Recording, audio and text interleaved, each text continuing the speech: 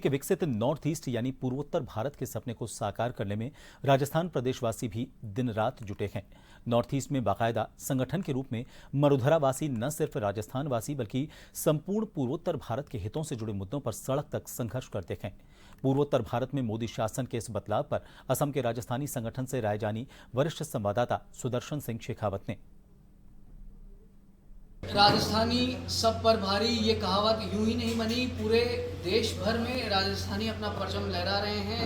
ये पहली बार है आज़ादी के 78 साल बाद जब मिजोरम की राजधानी आइजोल रेलवे से कनेक्ट हो रही है और आसपास के जो इलाके हैं आसाम समेत अन्य इलाके, उनमें भी प्रॉस्पेरिटी आने वाली है। लेकिन हम बात कर रहे हैं राजस्थान की। ऐसे में राजस्थान को क्या फ़ायदा होगा? हम इस समय मौजूद हैं गुवाहाटी में, जहां पर हमारे साथ बीकानेर नागरिक मंच यानी कि मारवाड़ का एक संगठन मौजूद है जो नॉर्थ ईस्ट यानी पूर्वोत्तर आसाम, मेघालय, अरुणाचल प्रदेश तमाम राज्यों में राजस्थानियों की मदद करता है। हमारे साथ में उनके अध्यक्ष बाबूलाल नवलखा और स्वामी रजत स्वामी सचिव मौजूद हैं।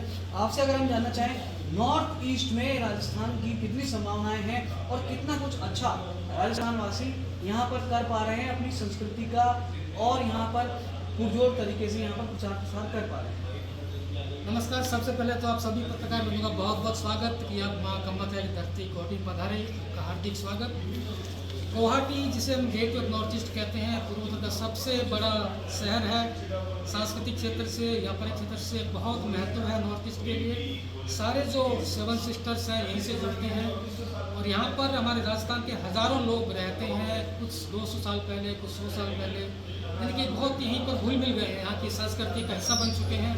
किंतु इसके बावजूद भी हमारी जड़ें हमारी मरुभूमि से, हमारी जन्म स्थल से जुड़ी हुई है और आज भी अपना जन्म भाषा में बात का बहुत आनंद आवा है और बहुत अच्छा लगे, फील गुड लगे। तो वास्ते जहाँ तक बिजनेस संभावना है तो बहुत सारी संभावनाएँ हैं। ऑलरेडी बहुत सारा बिजनेस है, टेक्निकली बहुत डेवलप है। बट एकमात्र सिटी है इंडिया में जैसे IIM है, एम्स है, IIT है, नेशनल कॉलेज है। इला बहुत बड़ा बिजनेस भी अभी हाल ही में 1 साल पहले सम्मेलन हुआ। तो मैं चाहता हूँ कि नॉर्थ ईस्ट के विकास पर भारत सरकार की विशेष मेहरबानी है।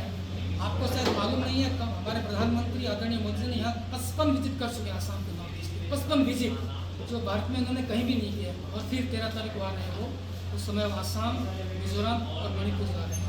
तो ये जिसको वो कहते हैं अष्टलक्ष्य निधि, एक साल में 55 टोटल पूरे उनके कार्यकाल। जी बिल्कुल, PM नरेंद्र मोदी की 55 विजिट यहाँ पर नॉर्थ ईस्ट में हो चुकी है और जैसा कि प्रवासी राजस्थानी संगठन के लोग पदाधिकारी बता रहे हैं कि यहाँ से उनका विशेष लगाव है।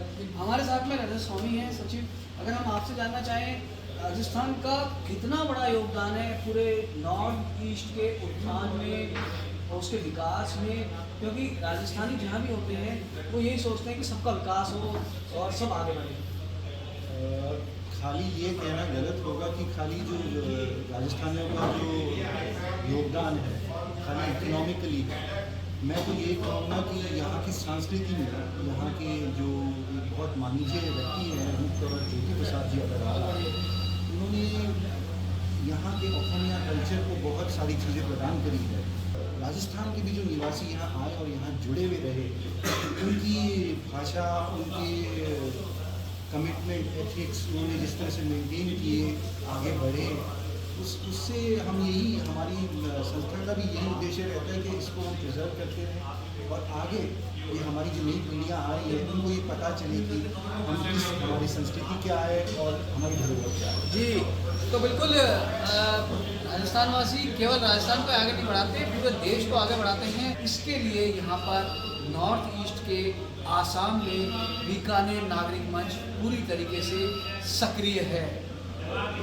सुदर्शन सिंह शेखावत, जन TV।